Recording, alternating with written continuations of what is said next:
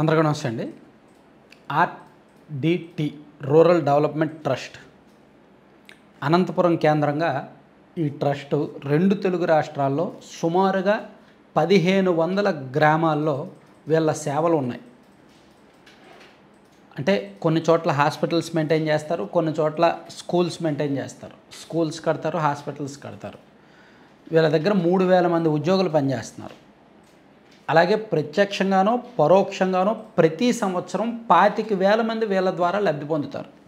చదువు రూపంలో కానీ, అంటే విద్య రూపంలో కానీ, వైద్యం రూపంలో కానీ, ఫ్రీ మెడిసిన్ ద్వారా కావచ్చు, స్కిల్ డెవలప్మెంట్ ట్రైనింగ్లో కావచ్చు, లేదా ఉద్యోగాలకు ట్రైనింగ్లో కావచ్చు, రకరకాల మార్గాల్లో వీళ్ళ దగ్గర నుంచి సంవత్సరానికి 25,000 మంది లబ్ధి పొందుతారు, అన్ని రకాలుగా కూడా.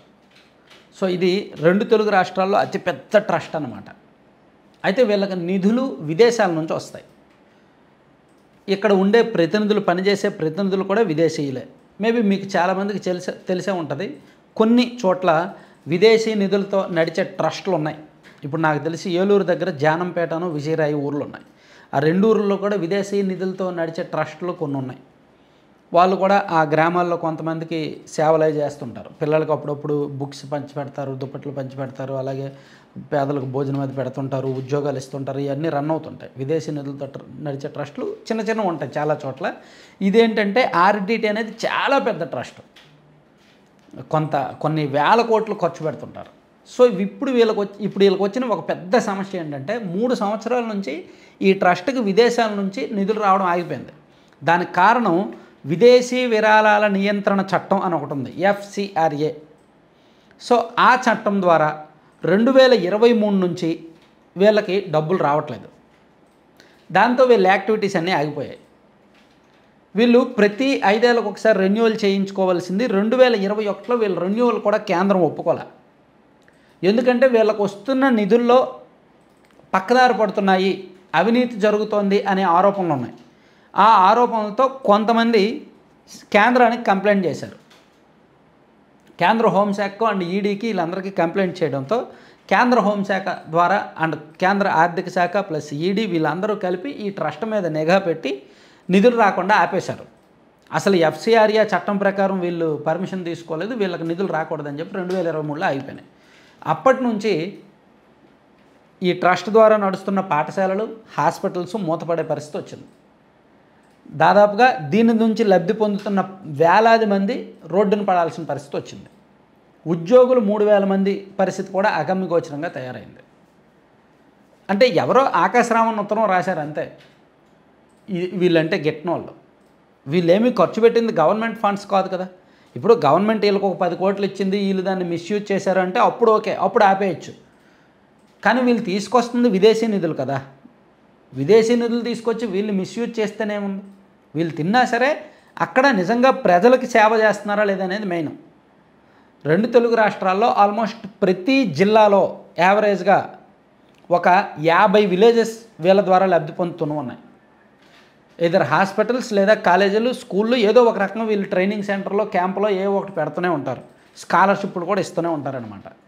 సో ఇప్పుడు వీళ్ళకి సమస్యను తీర్చడానికి ఒకవైపు చంద్రబాబు నాయుడు గారు, మరోవైపు లోకేష్ గారు ఇద్దరు కూడా.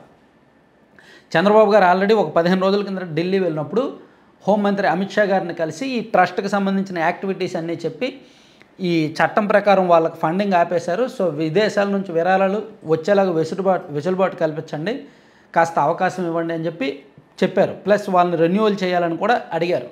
సో దాంతో అమిత్ షా గారు కాస్త పాజిటివ్గా రియాక్ట్ అయ్యి చూద్దాం అన్నారు. మరోవైపు అయినా సరే ఈ 15 రోజులైనా ఏ మూమెంట్ లేకపోవడంతో నిన్న ఈ సంస్థ ప్రతినిధి ఒకరు నారా లోకేష్ గారిని కలిసి ఆయన రిక్వెస్ట్ చేయడంతో ఆయన కూడా ఇమీడియట్గా సెంట్రల్ మినిస్టర్ గారితో మాట్లాడి వాళ్ళకి తన అఫీషియల్ మెయిల్ ఐడి నుంచి మెయిల్ చేసి ఈ విషయం మొత్తం ఫాలో అప్ చేస్తున్నారు నిన్నటి నుంచి. సో ఇక్కడ సాధారణంగా అంటే ఇక్కడ కంప్లైంటు అంటే వైసీపీ అధికారంలో ఉన్నప్పుడు పెట్టారు. అది ఎవరు పెట్టారు, దీనిలో రాజకీయ కోణం లేదు, వైసీపీ కోణం అంటూ ఏమీ లేదు. కానీ అప్పుడు ఆగిపోయింది. కొన్ని దశాబ్దాల నుంచి నడుస్తున్న ట్రస్ట్ అప్పుడు ఆగిపోయింది. లోకల్ నాయకులు ఎవరో వీళ్ళ దగ్గరికి వెళ్ళి లబ్ధి ఆశించారు. వాళ్ళు ఇవ్వకపోవడంతో కంప్లైంట్ పెట్టారు. కంప్లైంట్ ఇవ్వడంతో మొత్తం యాక్టివిటీస్ ఆగిపోయినాయి, ఫండ్స్ ఆగిపోయినాయి. ఇప్పుడు మొత్తం దెబ్బతినే పరిస్థితి వచ్చింది, వ్యవస్థ కొలాప్స్ అయిపోయే పరిస్థితి వచ్చింది. కాబట్టి సీఎం గారి స్థాయిలో ఒకవైపు చంద్రబాబు గారు అండ్ లోకేష్ గారు ఇద్దరు కూడా రంగంలోకి దిగి దీన్ని చక్కదిద్దడానికి ప్రయత్నిస్తున్నారనమాట. సో ఎందుకంటే ఇదంతా చెప్తున్నాను, వీళ్ళు ఖర్చు పెట్టేది ప్రజాధనం కాదు, వీళ్ళు ఖర్చు పెట్టేది ప్రభుత్వం ఇచ్చే నిధులు కాదు. సో నిజంగా మనకి ప్రభుత్వం మంజూరు చేసే నిధులు మిస్యూజ్ అయితే అప్పుడు మనం చూడాలి. మన ఊరిలో కాలేజీకో, స్కూల్కో, హాస్టల్కో ప్రభుత్వం ఒక 20 లక్షలు ఇచ్చి అది సరిగ్గా వినియోగం అవ్వకపోతే, ఆ 20 లక్షల విలువైన పని రిజల్ట్ అక్కడ కనిపించకపోతే అప్పుడు మనం గట్టిగా క్వశ్చన్ చేయాలి, కంప్లైంట్ ఇవ్వాలి. కానీ ఇటువంటి ట్రస్టుల విషయంలో కాస్త కొన్ని విషయాల్లో చూసి చూడనట్టు వెళ్ళిపోతే బెటర్. ఎందుకంటే వేలాది మంది దీని మీద లబ్ధి పొందుతారు, దీని మీద ఆధారపడి ఉంటారు కాబట్టి. Thank you.